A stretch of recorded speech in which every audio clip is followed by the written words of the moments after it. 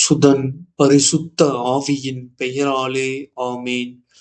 அல்லேலூயா, அல்லேலூயா. என் ஆடுகள் எனது குரலுக்கு செவி சாய்க்கின்றன, எனக்கும் அவற்றை தெரியும், அவையும் என்னை பின்தொடர்கின்றன என்கின்றார் ஆண்டவர். அல்லேலூயா. சொந்த ஊரிலும் சுற்றத்திலும் வீட்டிலும் தவிர மற்றெங்கும் இறைவாக்கினர்களுக்கு மதிப்பு உண்டு. மார்க்கு எழுதிய தூய நற்செய்தியிலிருந்து வாசகம். இது அதிகாரம் 6, இறை வசனங்கள் 1 முதல் 6 முடிய. அக்காலத்தில் இயேசு தொழுகை கூட தலைவரின் வீட்டிலிருந்து புறப்பட்டு தம் சொந்த ஊருக்கு வந்தார். அவருடைய சீடரும் அவரை பின்தொடர்ந்தனர்.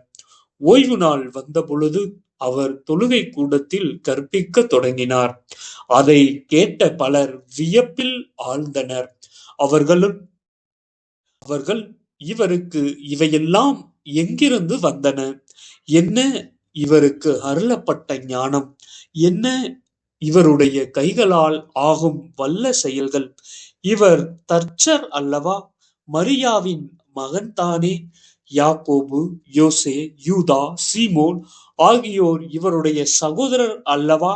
இவர் சகோதரிகள் இங்கு நம்மோடு இருக்கின்றார்கள் அல்லவா என்றார்கள். இவ்வாறு அவரை ஏற்றுக்கொள்ள அவர்கள் தயங்கினார்கள். இயேசு அவர்களிடம், சொந்த ஊரிலும் சுற்றத்திலும் தம் வீட்டிலும் தவிர மற்றெங்கும் இறைவாக்கினர் மதிப்பு பெறுவர் என்றார்.